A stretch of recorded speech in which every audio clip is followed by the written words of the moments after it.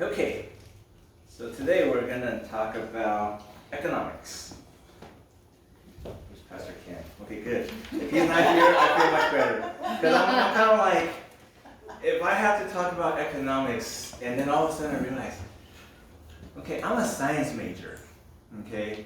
And economics is social science. It's social science, right?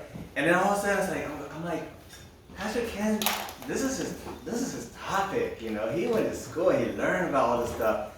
And I go, oh my gosh, Joshua studied accounting too, so he probably took a bunch of economics class too. So I'm like, okay, great, God, I'm gonna be here talking about a topic that's not that, it's not really a big specialty for me, right? But there's just something interesting that, I want to share because, just a little background. We've actually talked about economics for a long time in Excelsior, okay? And if you're like, what do you mean, Reagan? Then you're in trouble.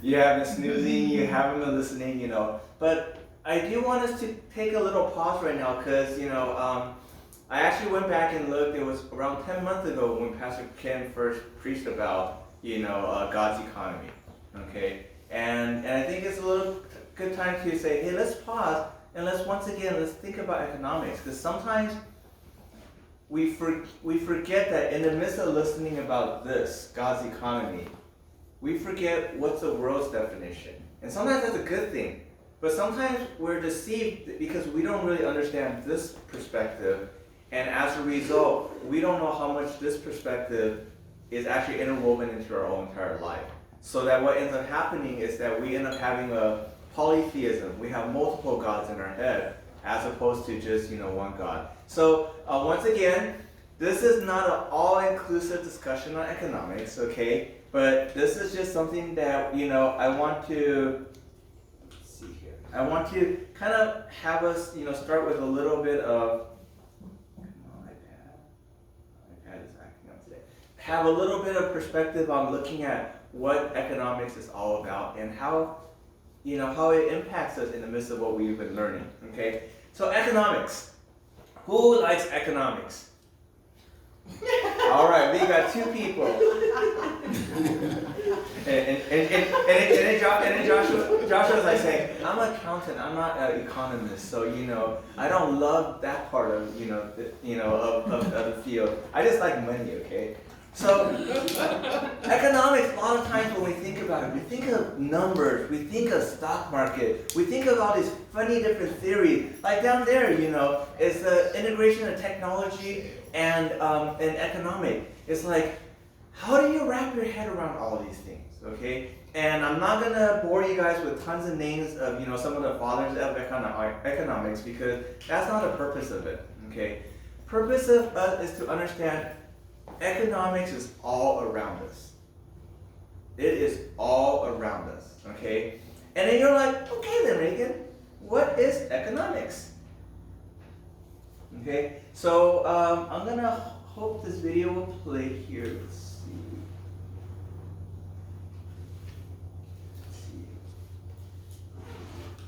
Okay. Is there a play button on there, Judy? It just went forward. Okay. We may need to. Is there a link? Yeah, there's a link there.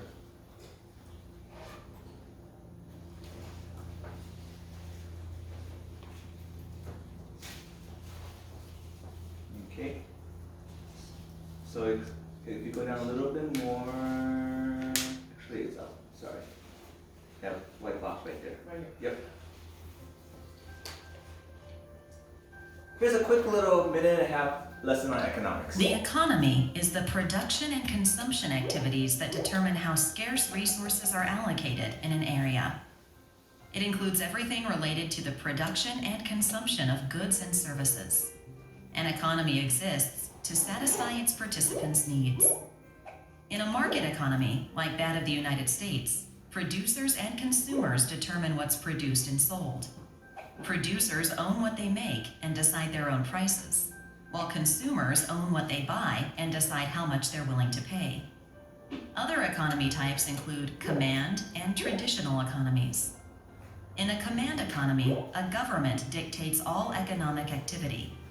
In traditional economies, each new generation follows the prior generations in how it works, what it eats, what clothes its members wear, and so on. Economics analyzes the production, distribution, and consumption of goods and services. Its major branches are microeconomics and macroeconomics. While microeconomics studies the behavior and interaction of individual consumers and firms, macroeconomics analyzes aggregates, such as gross domestic product or GDP. The GDP represents the total dollar value of everything an economy produces. It's usually a bad sign for a nation's economy when its GDP decreases from one year to the next. All right. Now, you guys all understand about economics. Go for it. Be a great investor and make a lot of money. What's aggregates? Aggregate is numbers that are put together. Yeah. Okay. So, what is economics? Very simply put, typically there's three factors. There's you, there's resources, which is typically limited, and then there's desires, which is unlimited.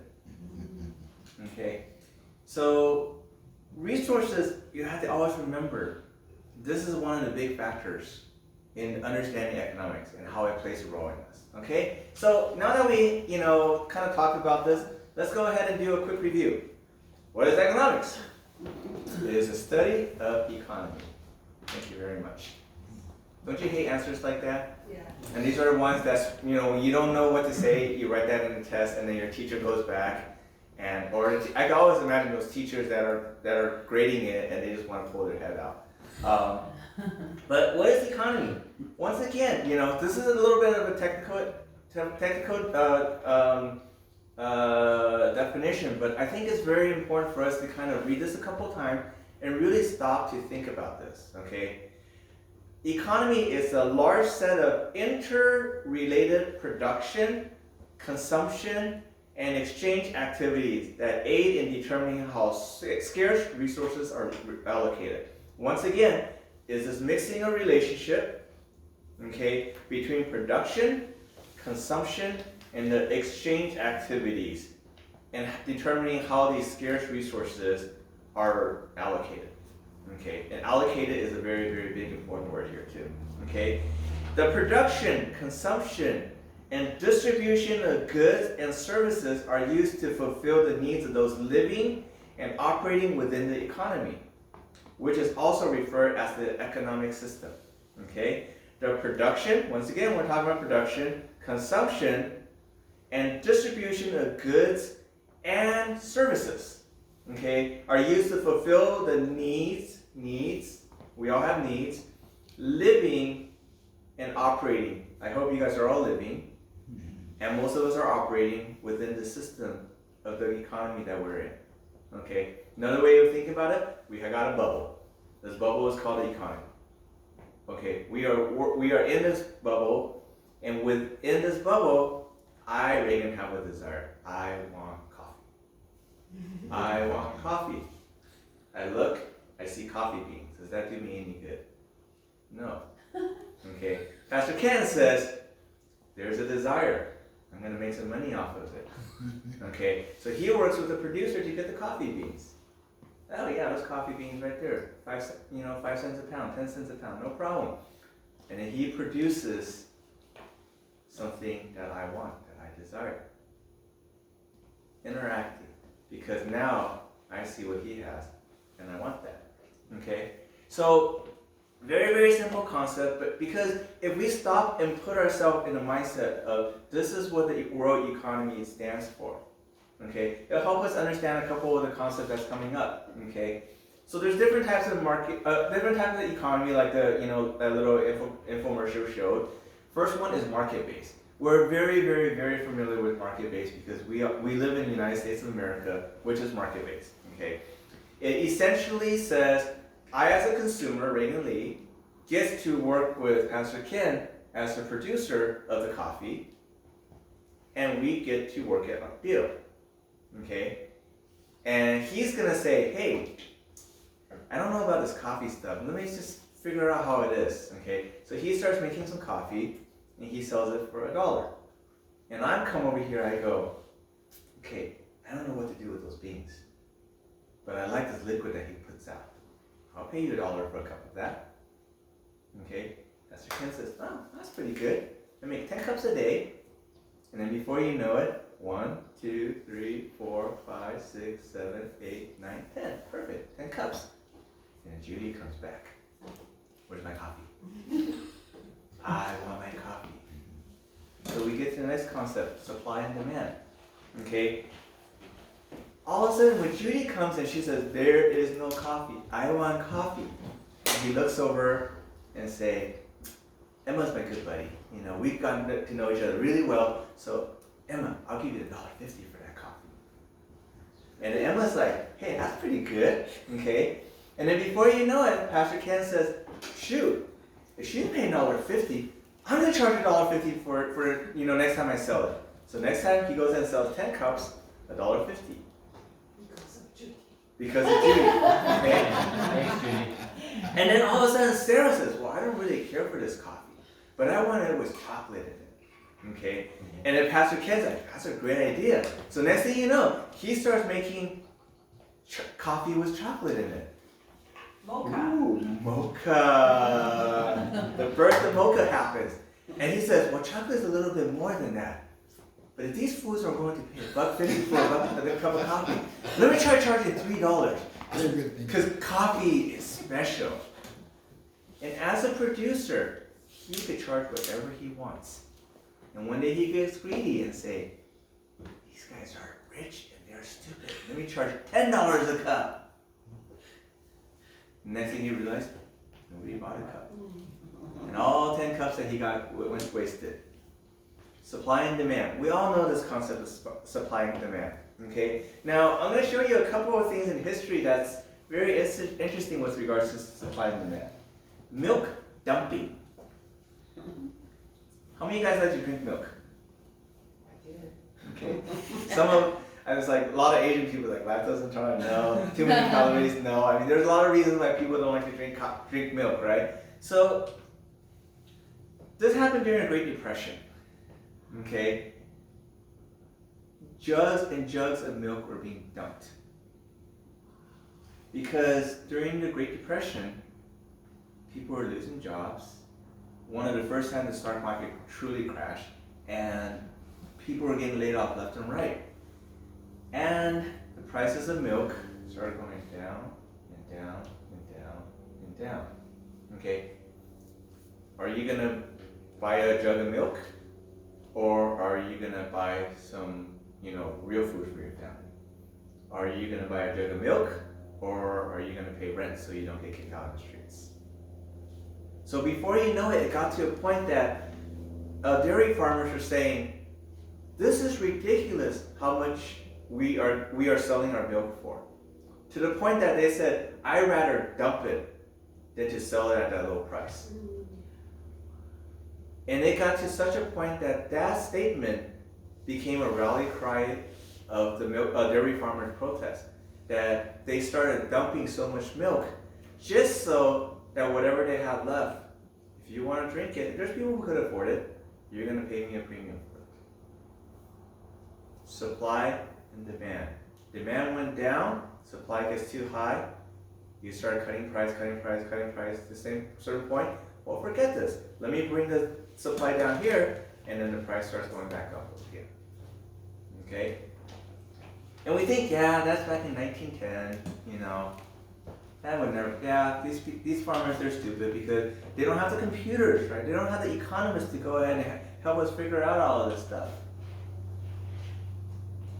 That right there is not a fancy outdoor container to collect milk.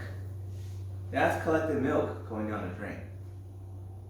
And now it's much fancier now because, you get this one lady with a pipe and she's able to just stand there and start dumping out all the milk. Midwest dairy farmers dumping out milk once again. This happened last year during COVID. Milk prices dropped by 50% in terms of wholesalers selling it because people weren't buying milk. People weren't going to Starbucks to get all their fancy coffee in the morning. When they're at home, you know, they drink a little bit of milk, that's it. And another big part, nobody was going to school. All the school lunches would stop for a period. Every day, tons of these carton milks that, you know, everybody loves started going to waste. Because they're just sitting there, you know, they were not being consumed by these little kids. You know, whether it's fat-free milk, chocolate milk, and before you know it, all of these milk gets dumped. All the way back, the dairy farmer says we don't have any buying milk, and at the price that we're giving it to, it's not worth it. So we rather not sell it. Okay, so then, you know, as this starts happening, we start realizing as a nation that we got a problem. So what do? We institute free meal plan. We gotta feed those poor kids that are at home without food, and before you know it, these milk were going back on the shelves. You know, every kid. I mean, I think I remember, you know, I think Miss Laverne, you bought a whole bunch of milk, right? You know, and everybody was just posting free milk, free milk, free milk on like these social media sites because they go over there, you know, they don't like, let's just say our family, we don't like milk, but when we go and grab, we like that burrito they're giving out, but you get the milk with it. And then you don't know what to do, and somebody else likes milk, and milk is actually being paid by somebody in the background. You like chocolate milk? You're okay with it? No, oh, in our fridge. Yep. Okay. So this is like a good example when the demand gets so great that people do extreme measures for that. Okay. And this is the producers that do the extreme measure. Now let's look at the fun side, the flip side. So we consider what the dairy farmers doing is pretty stupid, right? Because in your mind, you really think you gotta be able to do something with that milk. Why do you have to dump it? That is stupid. Okay? Now let's look at some other stupid stuff. On this side, the consumers. You guys recognize any of this stuff? Panic buying. Panic buying, right in the middle. Okay? I guess my other point. Toilet paper. How many of you guys overpaid for a roll of toilet paper? A few of you guys. What's even more crazy is right next to it. COVID-19 protection products. Hand sanitizer. It is crazy. Before, I had a bottle of hand sanitizer pre-COVID. $1.99. This big bottle. Okay. Afterwards, I'm paying $19 for a big bottle. Clorox wipes. Okay, you still go out there, Clorox wipe, you're like, gosh, this is still expensive. It's like $5 for a tub for this. When it used to be, you know, like $2 for a tub. That's not too bad, okay? COVID time, everybody wanted to play video games at home. Because you gotta have some way to entertain your kid. You are at home, working from home, in front of your computer. Dad, what are you gonna do? Mom, what do we eat? I'm bored. I don't know what to do. Okay. Sarah was kind of curious about wanting to get a Nintendo Switch because some of her friends got it, right? I'm like, all right, I'm gonna be a good dad. I'm gonna try to find one. Retail price, $300. At that time, what was it? That's normal. That's normal, right? Retail price, $300. Target, sold out. Costco, sold out. GameStop, sold out. What? Target is on shipment? Dang it, sold out. Alright, I'm a savvy buyer. Let's check eBay. $600? What do you mean $600?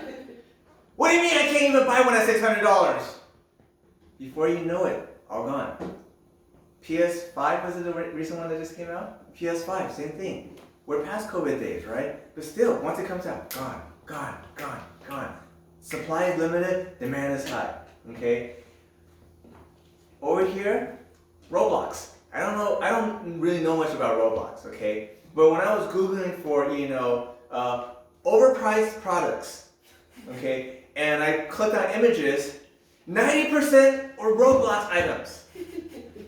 Sarah, what's Roblox? It's like a game where you can play a bunch of other games. It's a game where you go in and you play a lot of games. And why is that thing important over there? It's just a costume, right, Sarah?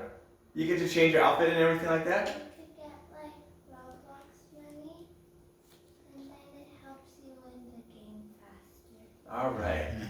So you go ahead and Roblox money. I don't know how much $1 converts, but let's just say $1 converts to 1,000 Roblox coins or something like that. I don't know. But that one over there is almost $1 billion for that one item. 1 billion Roblox coins for that. Crazy. Okay? And the bottom one is kind of funny, and if you guys want to hear the bourbon story, I'll tell you later. But this bottle of bourbon, typically runs for anywhere between $100 to $400. I helped a friend sell one bottle that was retail for $200 for $2,000. That's great. So $2,000, and then I'm like, he had two bottles, and like I said, there's a whole God story behind this. It's really funny, but he had two bottles, and he didn't know how to sell it, but he heard that people were paying a lot of money for it, right? I found a buyer, and I went ahead and gave it to him, and then I got three bottles for $5,000. And then you know what he said to me? He said, if you have any more, I'll buy all that you have. Just let me know. Supply and demand. Okay? So, $200 to be $2,000. That's quite a lot of money, right? But let's have a little bit more fun. We'll start with the violin over here. Okay? Actually, let me see if I can get my notes on this one, because this Your one. notes on the violin? Stratosphere. It is a very special stratosphere, okay, and I can't get my notes here, okay, and because I wanted to have some fun and actually, show Emma how much I know about all of this stuff, but this stratosphere, it is so amazing, and it won't show me my notes on here, so I'm sorry. It's sold for, I think, $150 million.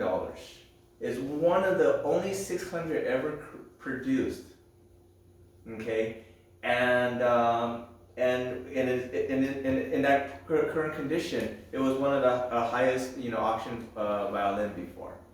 Okay, this card over here, it's a Tom Brady rookie card, mint condition. Okay, that card right now, if you so desire, because you love Tom Brady, is on auction at eBay for $2.9 million. Only $2.9 million. Okay, now some of you guys like video games. Nintendo 64, Mario Brothers. It is said to be the only one that is in existence in the world at that condition. Okay, it is graded by the company that grades stuff, and it has the highest ranking over there, which is a 9.8. Okay, that thing I think auctioned for $2.8 million. But what I thought was kind of cool is that picture over there on the very right is actually a picture of Jesus. Okay, it is the highest auction art piece ever at $500 million. And it's said to be actually drawn by Leonardo da Vinci. Okay, so that's why it fetched a really high price. But I thought that's kind of cool. The most expensive art piece ever auctioned is a picture of Jesus. It's not like some crazy like a house or some really weird, crazy abstract stuff. So people are willing to do crazy, crazy, crazy things in this world. Okay, but supply and demand in the Bible. Have you ever known that there's actually supply and demand concept talked about in the Bible? And this is just two examples. Okay, we all know about Joseph, how he went ahead and interpreted the Pharaoh's dream. about the 7 years of plenty and the 7 years of famine. And because of the dream that the Pharaoh had, and Joseph being at the right place at the right time, quote unquote, ordained by God, right place, right time, that as a result, when everybody was dumping out the milk, Joseph says, build storage vats, build more barns, build more places to store all of this. All of this extra stuff, take it and put it away. For 7 years, 7 long years, Joseph looked like a fool, just like Noah looked like a fool. Supply is so great, why are you worried about that? But later on, 7 years later, supply starts going down to the point that people were willing to give all the money they had. When they didn't have the money, they start selling their land. When they didn't have their land, they start selling their family members and themselves into slavery. Because they say, what good is it for us to keep ourselves and starve to death? What good is it for me to keep my own freedom if I'm just going to die? The desire for resources. Pretty interesting, huh? Now, here's the opposite side of the story. Okay, famine was so great in Israel, but Elisha comes. The king and the king's official went to Elisha and just kind of complained to him, say, "Your God is doing this. Okay, you need to fix this, Elijah. Your God is doing this." And then what does Elisha says? Hear the word of the Lord. Thus says the Lord, tomorrow at this time, a seah of fine flour shall be sold for a shekel, and 2 seahs of barley for a shekel at the gates of Samaria. And we all know the story what happened, right? No. Couple of lepers. I think it was 4 lepers. They said, why are we just going to sit here and die? Okay, these Jews treat us bad anyways because we're lepers. Okay, let us go out of the gates and surrender ourselves to the army of Samaria out there. Because why? If they go ahead and shoot us or kill us, we die anyways. We're no longer outcast because we're lepers. We're no longer starving. But if they capture us and we're prisoners of war, there's actually a code. Prisoners of war, you get fed. So they're saying, who cares? We're going to die anyway, so might as well give this a try. So when they went out, they found the whole entire campsite deserted. And then they're like, food, jewelry.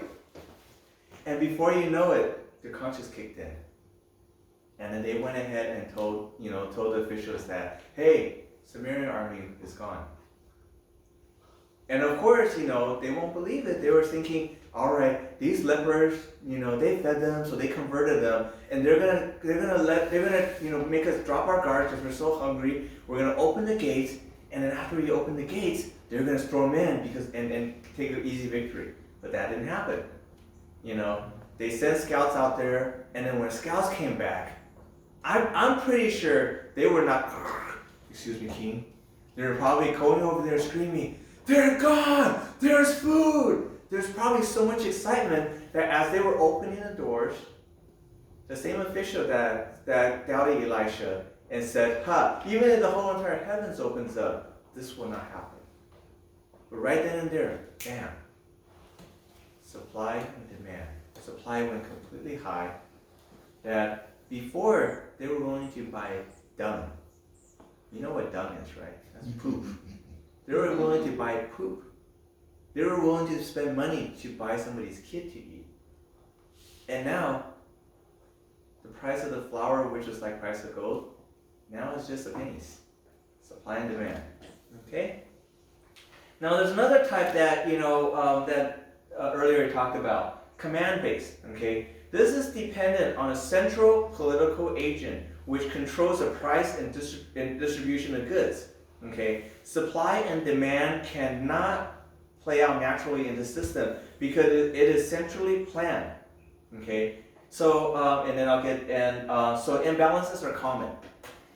So essentially, a government now comes in and say, "All right, I am taking in control. All right, all that milk, don't worry about it. We are going to control the supply of milk.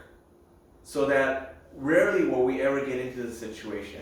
If milk prices are low, we'll take care of that. If milk prices are high, guess what? It's not gonna go high because we're gonna control all of that. We're gonna control it so that, let's just say there's lesser production of milk. We're not gonna have people pay $100 for a gallon of milk.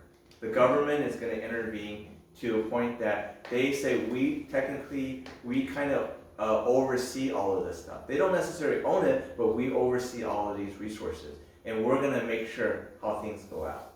Okay, a good example of this is in Taiwan. Okay, a lot of us are familiar with Taiwan. When the pandemic happened, well, guess what? Chinese people, we love to hoard too. Okay, and better yet, we love to flip what we hoard for a quick profit because we're really good at that. So the government came right in, they saw that problem, and they made a mandate. Okay, nobody is allowed to personally sell masks. Okay, any convenience store that has masks, they are officially now, considered a property of the U.S. of the Taiwan government.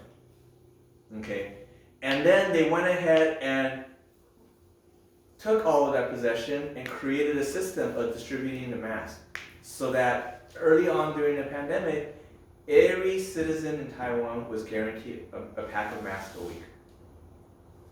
Until the supply started getting better and better, where they released that, and then you could start buying more. That's a great example of how supply and demand in this command-based economy, where the government steps in. Canada, universal medicine. Okay, when you go to Canada, your medication cost is always pretty darn cheap. The government says, guess what? You cannot charge $200 for this medication. Okay, we are buying the medication because it's universal medicine, and we're going to tell you how much we're going to pay for that. So all of these drug companies end up looking at it. They shake their head and they say, well, we need to sell meds, right? Canada is not just like a small little country like Taiwan. Canada's still pretty big. You got a lot of people there. And if we don't work with them, because this one drug is expensive, then we can't sell the other 10, 15, 20 drugs that we have. So as a result of this, cost containment and medication in Canada is really, really low. When they go ahead and pay for the medication, their co-payments are not, are standard, not like what we have here in America. But on the flip side of it, because everything is controlled, everything goes through the bureaucracy of the government. Ugh. I was talking to somebody, it takes them 6 months to get a surgery unless you're dying. 6 months. Elective surgery that over here in America they would say, I recommend that you get this surgery. Okay, it's for your own good to protect you. Maybe down the line something bad will happen, right? Like mom's surgery, 6 months to get her teeth fixed. Somebody I was talking to in Canada, they said they fell really, really hard. They went to see the doctor. The doctor patched them up a little bit and say, yeah, you tore a ligament. You're gonna need surgery for this. Like, oh, okay. And he says,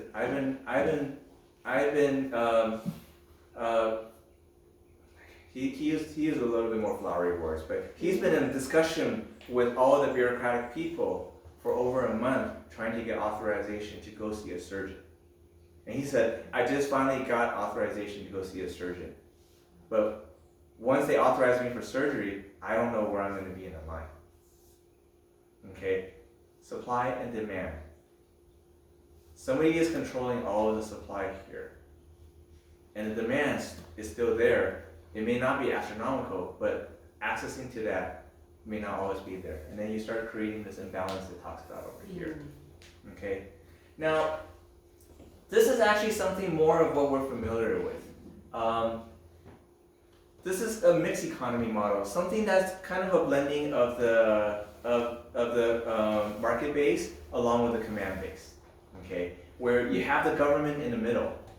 This is where government goes ahead and sets certain laws when they see a specific need for it. Like rent control. You have a very, very, very, impoverished community, and they need to have some place to stay, right? what happens is that, landlords will say, well, you paid $1,000 last year, I'm gonna go ahead and charge you $100 extra this month, this year on renewal. Next year, I'm gonna go ahead and add another 100. I'm gonna add another 100. Before you know it, that rent could go up to $2,000. But the income level of these people actually aren't able to catch up with that, right? And what happens? These people get pushed out, and before you know it, that whole entire community, all the lower economic people gets pushed out of there. They'll tear down the buildings, and then they'll build these really, really really nice apartment buildings and transform. Downtown LA is a very good example of that. So rent control in certain areas, they make it so that companies does not come in and say, hey, guess what? If you want to raise rent, you can only raise it by this percentage. And this percentage often is set by whatever the inflation rate is. Okay, so inflation is flat, there's zero inflation, guess what? You don't get to raise rent. Okay, so this is where the government kind of comes in and helps with some of the supply and demand by creating some of the laws. But once again, though, still everything kind of plays in a row. Supply over here, demand in here. If we're talking about Pokemon cards that nobody cares about, sure, go ahead, sell that holographic fancy Pokemon card for $500, right? That Pappy, that alcohol, go ahead. It's just such small things. We're not going to worry about that. You could go ahead and sell at whatever you want. Government will all of a sudden start jumping in and start having issues. Is wait a minute, are you paying taxes for those?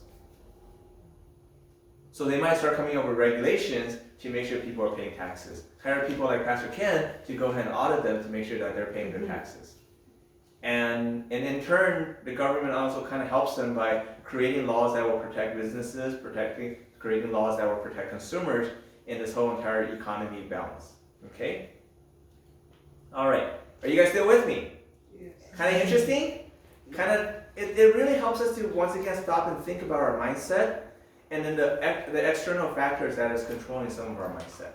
Okay? And can you click on this slide? I think. Okay, thanks. All right. So behavioral economics is something that's actually kind of new. Okay, it's kind of silly because psychology's been around for quite a while. Traditional economists has their whole mindset of thinking. Okay, remember, after the Great Depression, the field of the economy shot up. Okay, because they said, we need to put a lot of money to make sure this stuff doesn't happen again in the future. That was a decade ago. Almost a century, sorry, thank you, a century. That was a century ago, almost 100 years ago, that the panic for the need to create these economic models.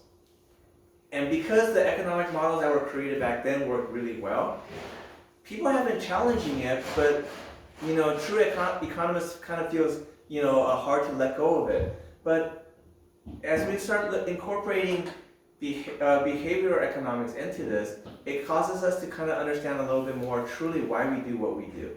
Okay, so traditional economic theory has this premise: humans make decisions to deploy the limited resources available to them to achieve their goals. Assumes that every person makes every resource decision rationally and is sufficiently knowledgeable to do so. Okay? Every one of our economic decisions that we make it rationally, and we have the sufficient knowledge to do so. Okay? That is asking a lot out of a human being. Okay? How many of you guys say you guys are rational? Most of the time. Most of them. Okay? No. I'm so glad she's honest about that. How many of you guys can honestly say, I did some really stupid, irrational thing? Okay? You hear people say, oh, impulse tattoo, impulse piercing, compulsion buying. Those are all kind of irrational. Okay? And sufficiently knowledgeable. If you want to see how insufficiently knowledgeable people are, just ask them, are you ready to buy a house? Well, you guys just got married. You guys should buy a house now. Yeah, I really should. Yeah, we really should. Sorry, the newlywed over there is still a little bit, you know. But all of a sudden, it's like you start thinking, how much money do I need? Okay. And some of my you know very rational and insufficiently knowledgeable you know people friends they say, oh, I'm so tired of paying somebody else you know rent money, you know that money should be going to my mortgage. I go, yeah, I agree. It's like, so I'm gonna go buy a house. Okay, I know how much you make because I know I pay your salary, you know, and I go, you can't afford a house. I mean, it's like, I know because we've been friends. I know you don't have tons of money saved up, right? And they're like, yeah. And I go, you know, there's quite a bit of costs that you have to take into consideration. Oh yeah, I know. Mortgage, you know, it's like you got interest costs. Yeah, I know all of that. I go, you live in an apartment right now, so yeah. Who pays your water bill? My landlord. Do you care about how much water you use? No, why do I? It's like, yeah, that drought stuff, that doesn't impact me. I could take my half an hour shower if I want. Guess what? You move into your house, you're paying that. Ooh. Reagan, what's your water bill? On a good day, $50 a month. Oh yeah, that's not bad. On a bad month, $200. In worst case scenario, I had a $3,000 bill. What? Yeah, plus a $1,000 repair fee. What? Yeah, my sprinkler broke. So I didn't know my sprinkler broke. So I got a $2,000 water bill. Or did I say $3,000? It's around $2,000 to $3,000 water bill. That was not fun. You know, there's something called property tax. What's that? Oh, it's, you know, you pay the government, you know, for owning your house. What? Yeah, and no, don't worry, it's very low. It's only 1 or 2% of the value of your house. Oh, how expensive is your house? Oh. So if my house is $500,000, and if my property tax is 2%, what? $10,000 a year? Okay, I guess I can't afford a house. Knowledgeable. We are not knowledgeable in the field of economics. Okay, especially more and more when we go ahead in this info age with you know computers and stuff like that. It creates this environment that we really don't know. Okay, but what's really cool is not only does this definition not work, humans, God created us with free will. So sometimes we do stupid things. Okay? So this guy, Richard Thaler, he's a pretty interesting economist. He won this very insignificant award called Nobel Prize of Economics in 2017. You know, it's only the prize that recognizes the top thinker of the person in that field for that year. You know, I think Pastor Ken, you won it a couple of times, right? You know, and we often only hear about the winner of the Nobel Peace Prize. Okay, but there is Nobel Prize for literature and for a lot of other stuff too. And this guy Richard Thaler won it. Okay, and his thing is really simple. I see what I see, and what I see is that people do not behave like the traditional model, like we just talked about. Because people don't act like that, we got a problem on our hands. Okay, and he calls that behavior of us misbehaving. I love that phrase. We are misbehaving because we are not rational and we are not sufficiently knowledgeable. So because of that, we do crazy, stupid things. Okay, and we are not only do we do stupid, irrational things, but we are predictably irrational. We are guaranteed, as every human being, to make these choices. Okay, and if we think about that, how many of you guys don't have enough money, but you see something, you just like, I gotta buy that thing. It's like, ooh, yeah. How many of you guys look at that $7 cup of whatever drink, and you're like, that is so not worth $7, but I want to try it.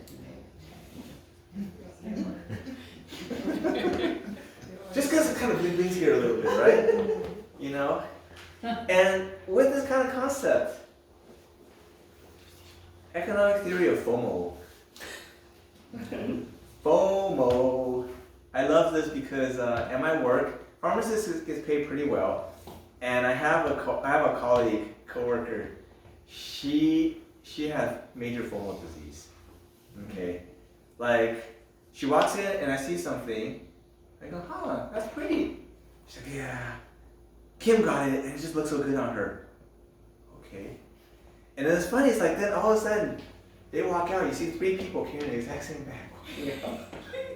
And mind you, these are not cheap bags. We're not talking about like, you know, like a $50 bag or something like that. We're talking about quite a few $100 bag, okay? So, FOMO, fear of missing out, okay? If you Google psychology of FOMO, if you Google FOMO means, you see tons of it, okay? And it is actually a huge driver in the economy, okay? It's responsible for a lot of the new trends that they're actually seeing in the stock market, okay? There's something called Robinhood. Anybody heard of Robinhood? Okay, and we're not talking about Robinhood, the green guy in a jolly band of thieves. Yeah, we're not talking about that. We're talking about this one, investment thing called Robinhood. And if anybody's watching this is not a promotion for or against Robinhood. Okay? But FOMO, they use FOMO marketing in Robinhood, outside of Robinhood, to falsely inflate, prices of stocks. Because stocks used to be pretty difficult, pretty complicated, and sometimes pretty expensive to buy. Robinhood says, we will let you buy however much money you have to buy Robinhood, to buy a share. Now, if a share of stock is $5 and you have $100, we'll give you 20 shares. If a stock is $1,000 and you only have $100, we'll give you a fraction of a share.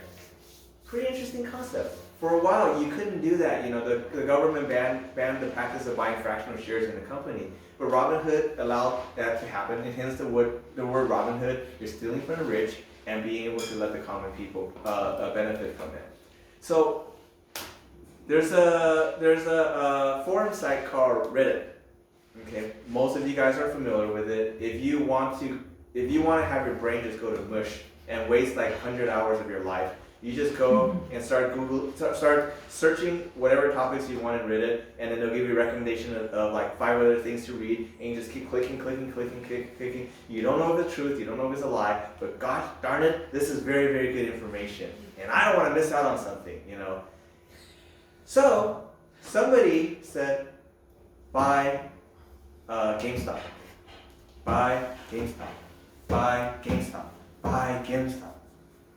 And it's all orchestrated by a band of people who knew economic theory of FOMO.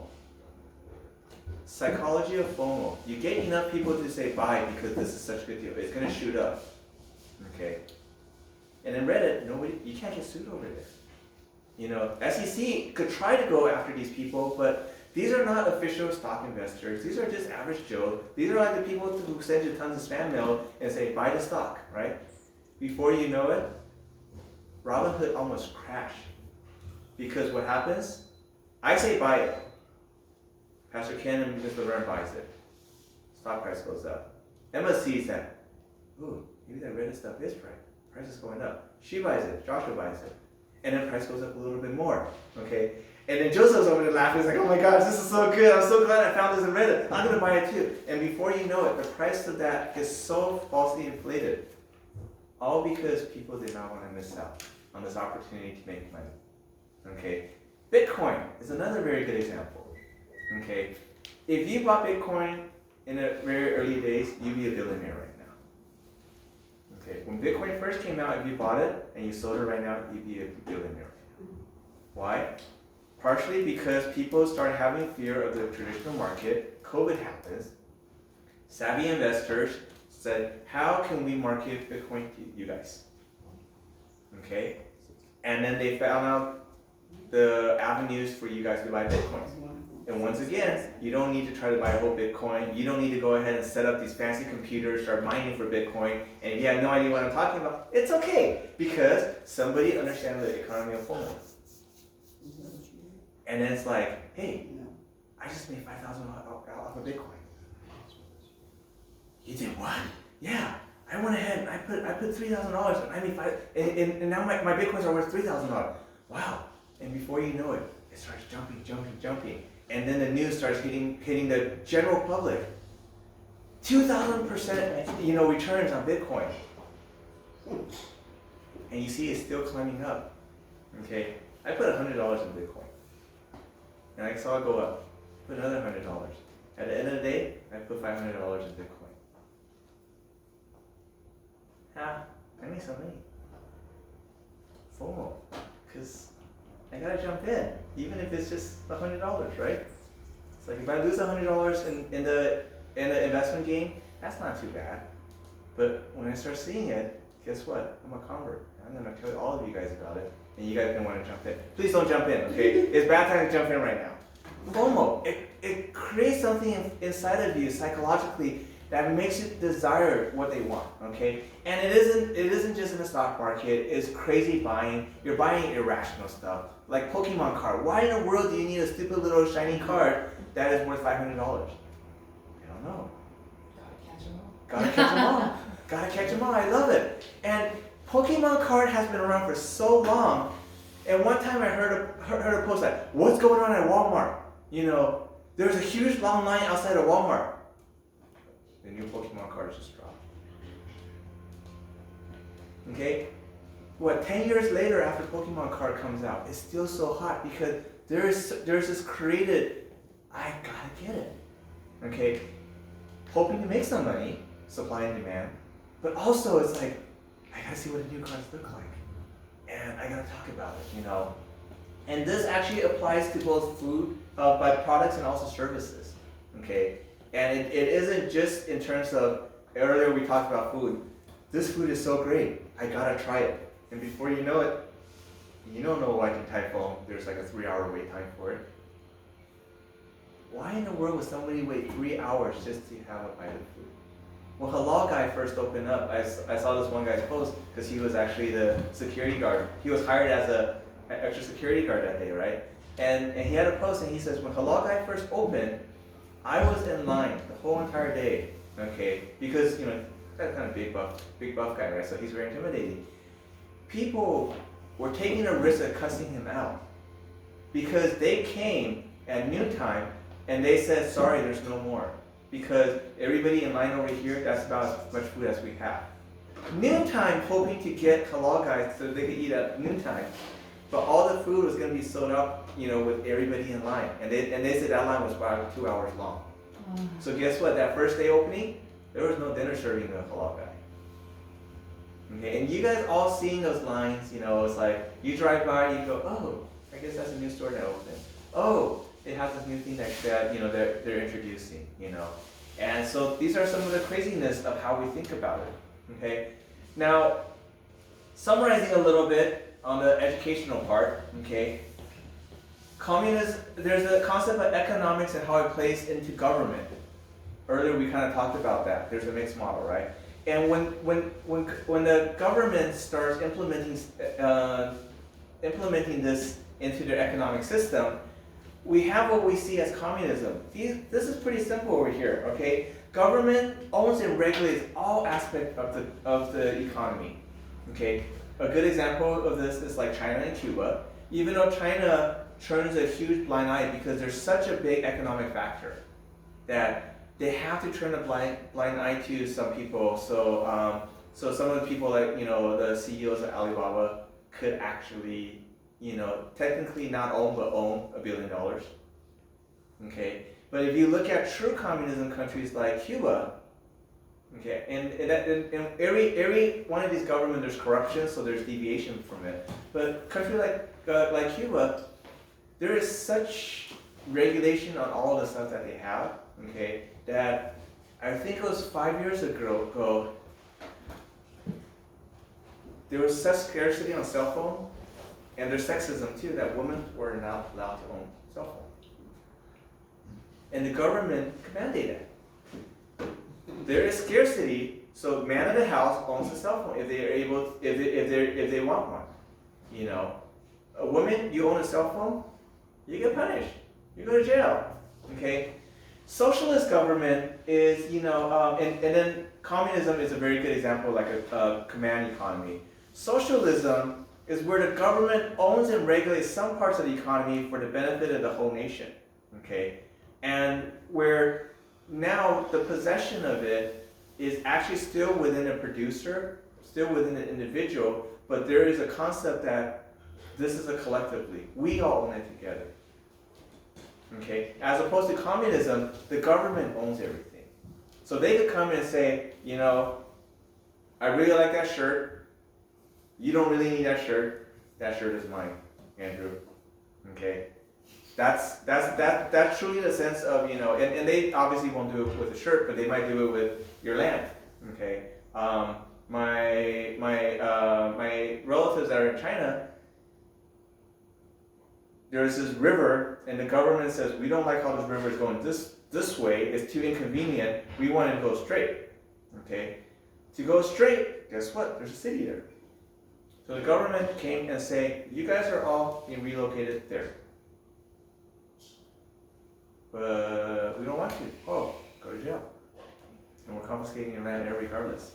You still have a place to live there when you come out of jail. You want to keep fighting it? Oh, okay. Well, now we don't like your attitude. Now you're actually considered an enemy of the state.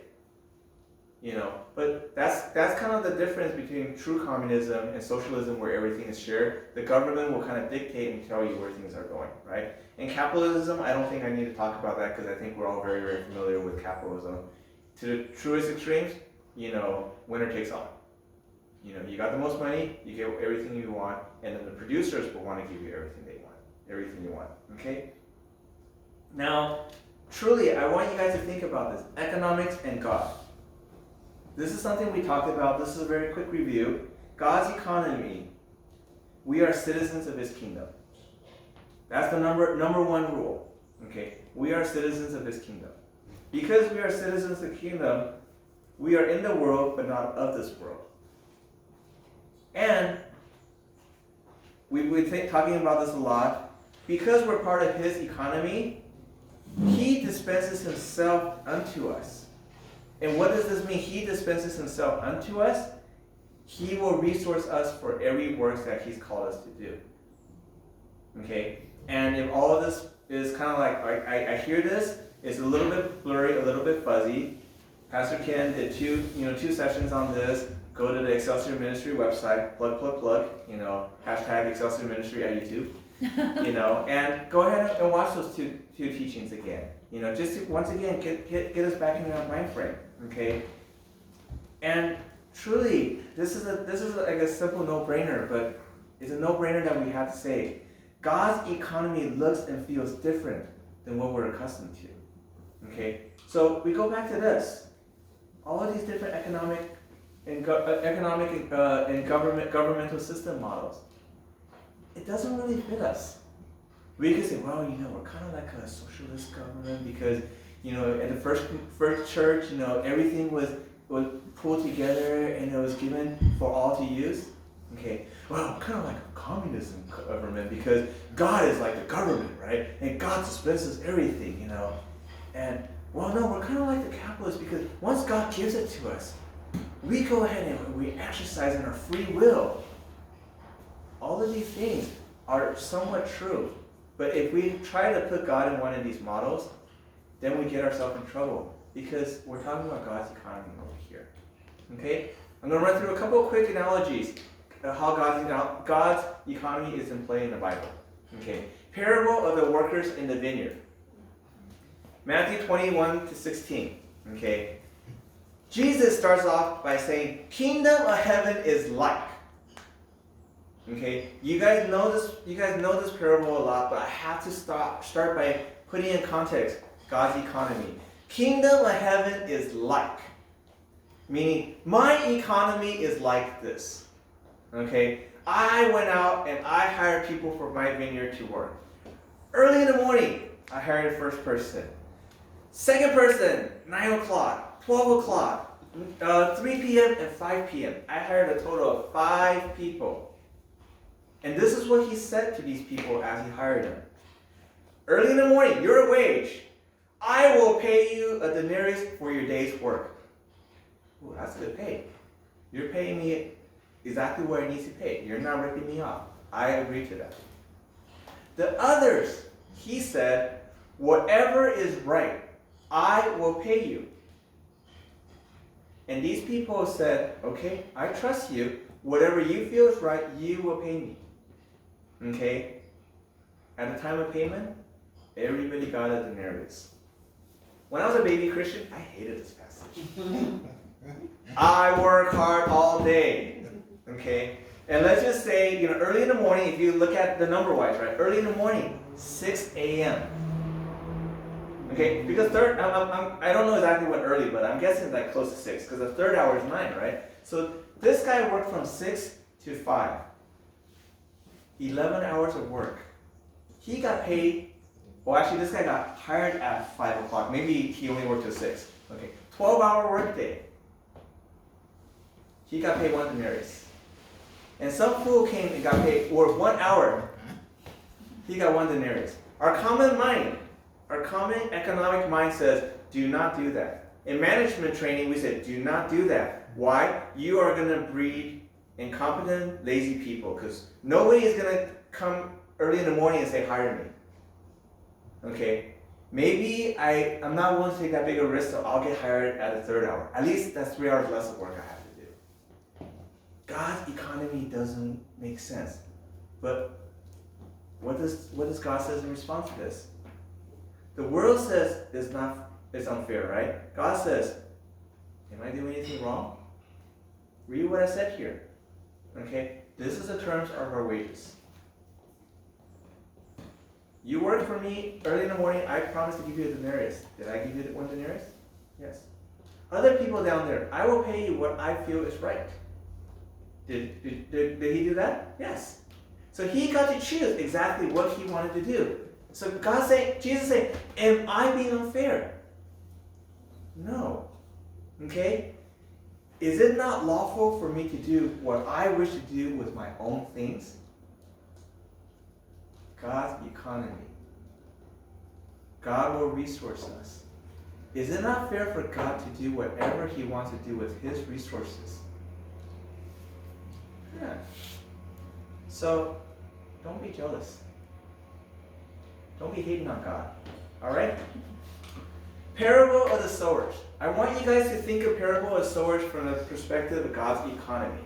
Okay? God is sowing seeds. Seeds of salvation. Seeds of words of knowledge. Words of truth. Okay? We all know this. Wayside. Trampled down, the birds devoured it. The rock withered away, lack moisture. Thorns sprang up and choked it. Good soil yielded 100-fold. This comes from Luke 8:4-15. I know each different translation has slightly different, emphasis. God's economic view on this. Okay, I go ahead and I scatter. When it goes on the wayside, these people hear it, but they don't really hear it. God's economy, whatever, and it gets snatched away right then and there. The rock, they heard. They have joy, but they lack the roots. Okay? Oh wow, that's great news, that's great news, that's great news. Ooh, what's for lunch? Okay? Automatically. They heard it, they loved that concept, but they didn't buy in. Okay? Thorns. Actually, I'll talk about good soil first. Good soil, we all know this. One who totally sinks it in, who totally understands it, they go ahead and they get the 100-fold, of production. I love Luke because he doesn't even play with the 30 and 60. He automatically just goes 100%, increase. Okay? But today, I want us to think of thorns. Because this is where many of us are at. Okay? We are choked by life's worries in God's economy. Okay? We are distracted by the riches and pleasures of this world's economy. And as a result, we don't mature. Okay, I have an orange tree in my backyard. You look at it, you go, man, Reagan, your orange tree is doing good. Look at all those fruits. And I look at it and I shake my head. Like, what's wrong? You see those oranges? They're about yay big. Yeah, that's how they're going to fruit. They're only going to be yay big. I want my oranges to be this big. And how do I know? Because I've seen them this big. Okay? We may be bearing fruits, but not mature. You know? And now it's like, actually, yesterday I was walking around in my backyard. They're already starting to turn orange, you know, yellowing. And this is where I want to have us really think about with regards to the world economy and God's economy, because the world's economy is that thorn that's weaving inside each and every one of us right now. That's wanting to choke out the understanding of God's economy, making us not being able to bear good fruit, okay? And making us not being able to get 100%. Sometimes we're happy, oh yeah, I got 30%. Great, you got 30%. But wouldn't you want 100? Because the person who yielded 100%, God snatched the coin from the bad servant and gave it to the person who had 100. Okay? God's economy. Demon-possessed man healed. You guys all remember the story of Legion, right? Crazy boy, not wearing any clothes. They try to bind him with chains. He snaps the chains, running around naked, wreaking havoc, okay? If that was happening in our society right now, your focus is on Demon Boy, right? You're like, man, this guy's crazy, okay? If that person was in our midst right now, our focus is on Demon Boy, okay? Jesus confronts Demon Boy, finds out Legion is in him. Legion just means tons and tons and tons of demons. They all belong under rulership of one person. Jesus casts out this legion of demons, okay? And then the demons beg, don't cast us to hell. And I don't understand why, but Jesus says, all right, go into those pigs. And all the pigs jump over the cliff and they all die. Okay? Big commotion, as you can imagine. Okay? All these people come back, you know, and then they're like, what the heck is going on? And the people who were tending the pigs, they explain kind of what's going on. It's like, oh yeah, you know, Demon Boy over there, you know, this Jesus guy, he did this love, and then they all jump in the pig, and they all flew over. Okay? So all these people, they heard the story. What was their focus on? Jesus? Demon Boy? Pigs. That's a lot of money I just lost there. What the heck, Jesus? Now, God's economy, we will focus on Demon Boy. Right? This is what we produced. We are partnering with Jesus. So we're not going to focus on Jesus already, because we know what Jesus could do. We are looking what Jesus is producing. And he produced a person that is whole, in sound mind, sitting there clothed. Okay? That's a beautiful thing. But these people that came, they're actually Gentiles. Okay? These people are Greek-affiliated Gentiles, and when they look at it, my money, or his money, oh my gosh, I think there's another demon boy over there. We better get Jesus out of here before our whole entire economy crashes. Different perspective on this. Now let's take it a little bit personal, because some of the women with the flow of blood, okay, we've seen this, we know the story. Jairus goes and pleads with Jesus to go and heal his daughter, you know, because his daughter is dying. Jairus is actually a Jewish leader. In the process of going, you know, everybody is just following, right? Because Jesus is here preaching, Jairus comes over and pleads with Jesus, and everybody heard his plea, and Jesus gets up and says, all right, let's go. Half the people say, we got a good show to watch. Right? They want to see what Jesus did. In the midst of all of this, one woman goes in and touches Jesus, and she gets healed. A little bit of backstory. She has been having a flow of blood issue for 12 years. Okay? For 12 years, doctors did crazy stuff to her. And if you can imagine, back then, medicine's not good. That by the end of the 12 years, after spending all her money, she goes ahead and she's actually worse than before. What you guys may or may not know, Jewish law, if you are a woman and you have a flow of blood, you are unclean. If you are unclean, you stay at home. you cannot leave your house. Everything the flow of blood touches is becomes unclean. Anybody that touches that thing that's unclean, they become unclean. And whoa, you don't want to be that good Jewish guy that cannot attend church on Sabbath because you're unclean. But for her, she says, Jesus could heal. So can you imagine how many people she's touching to push out of the way? Okay, now mind you, back then, a Jewish woman actually is not even supposed to touch a Jewish man. Okay, she doesn't care, she's pushing through. And then, Jesus is a teacher. Teachers are like up there in the thought process. And if you go ahead and you make one of the teachers unclean, that's punishable by death. Did she care about all of that? Because she somehow understands about God's economy.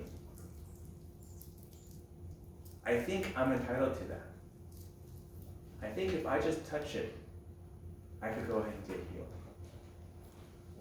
And God, in his economy, he actually stopped. Oh, somebody did a withdrawal on me. I mean, honestly, probably a lot of other people got healed, a lot of other stuff happened, but Jesus specifically stopped and said, hey, somebody did a withdrawal. Okay? Road economy would say, you're not authorized. Right? You did not ask for permission. Did you confess your sins before you start praying to me? Did you repent? No. Jesus stopped and drew so much attention to her. Okay? Sometimes in my Chinese sense, I'm like thinking, man, Jesus, you're cruel. But Jesus stopped because he wants to say, hey, you guys see this woman here? She's supposed to be dead. Because she's got a flow of blood issue. Because she stopped and she said, what happened? You. What did you do?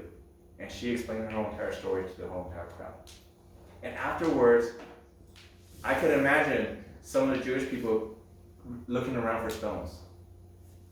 Okay, this is Reagan's interpretation, but in that culture, you just went ahead and testified of your own guilt. You are out here in the marketplace with all of these people, and you have a flow of blood issue. But Jesus says, let me teach you about God's economy. I went ahead and gave you immediate healing.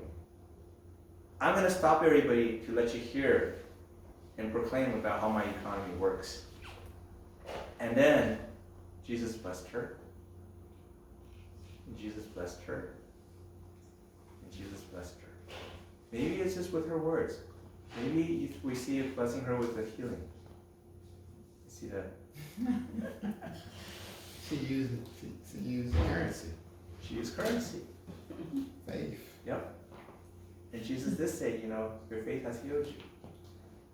All right. And wrapping up, behavioral economics of FOMO. Let's revisit this again. Okay. FOMO, fear of missing out. Okay. When we talked about psychology of FOMO, it's actually rooted a lot in what's called loss aversion. What is loss aversion? It's avoiding losing. Avoiding losing, okay? When you avoid, the desire to avoid losing, interestingly, is twice as strong than pleasure. Interesting, huh? Because sometimes you get something, you're really, really happy. But that anxiety of thinking you're going to make a mistake is almost always greater than that satisfaction you get later after you win, right? And often and I'm going to pick on Sarah a little bit, it's like sometimes we talk and we say, Sarah, you're making such a big deal about this. But it's because she doesn't want to lose. She doesn't want to make a mistake. She doesn't want to embarrass herself. Okay? So it is with this exact same kind of concept that FOMO comes out of. So FOMO is actually fear-driven, anxiety-driven, and it often is rooted in a place of unhappiness and discontent. So anti-FOMO, how do we break out of this? Okay?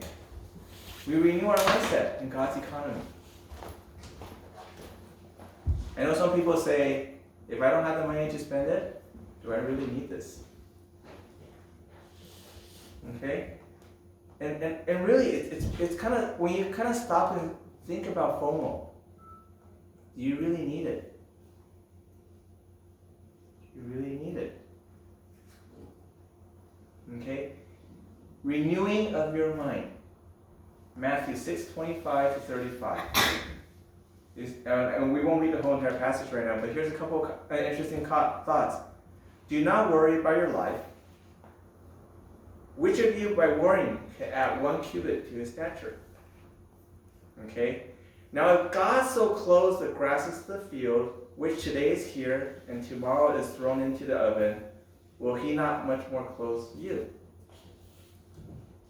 And and if you've been around the Huangs, you kind of talk to them about, it's like, they're like, just because it's like we're in God's economy of paying for stuff, it doesn't mean we have to be poor. Doesn't mean that we don't have to look nice. Right? Isn't that right? When you go shopping with mom, mom doesn't say, clearance section only 70% or higher discount, okay? She doesn't say that. It's like, sometimes you might go over in the clearance section and go, oh my gosh, thank God, I found this awesome shirt, for 70% off. But that's not where we live. Therefore, do not worry, saying, what shall we eat? What shall we drink? And what shall we wear? Because those are FOMO. Okay, and I know there's more deeper stuff. There are people who are truly hungry. There are people who don't have clothes to wear. But for us, in our mindset, transform. What shall we eat? That new ramen restaurant is pretty cool. We should go check it out. Oh my goodness, why does anybody want to charge $20 for a bowl of ramen? I gotta find out. Oh man, Pastor Ken, that $20 ramen was so good. Or, oh man, I had a $20 ramen. It wasn't. Save your money, man. It's not worth it. Not worth it. We gotta be the one to be able to tell the world. We gotta be that first person, right? What shall we drink? What shall we wear? Because all of these things are the economy of the world, right? Now, I share this not to give you guys condemnation. It's like, oh, next time I want to go ahead and buy something nice, Reagan's gonna get on our case. We're not talking about that, because that guy who bought the Happy Van Winkle that I helped him sell, $200. Now he should be condemned. You are buying alcohol. You just spent $200 on a stupid bottle of alcohol. It's not about that. If he said, I have to buy it because this is a thing, and if he can't find it for $200, then he's willing to pay $300, $400, $500, $600, $2,000, then there may be something wrong with that. What are you chasing? What are you after? What are you looking at, right? But there could be an opportunity where, man, God, I know I'm not supposed to like, designer purses, but that thing just really speaks to me. And it isn't because of FOMO, but it's just, I really love it, and it just warms me up inside. I'm not talking about you, Mary, don't worry. She's getting worried, and yeah. And sometimes, like, with Mary, we're like, well, why do you really want it? It speaks to me. Like, how does a purse speak to you? It's just like, I look at it, it just brings this joy inside of me. Okay? And guess what?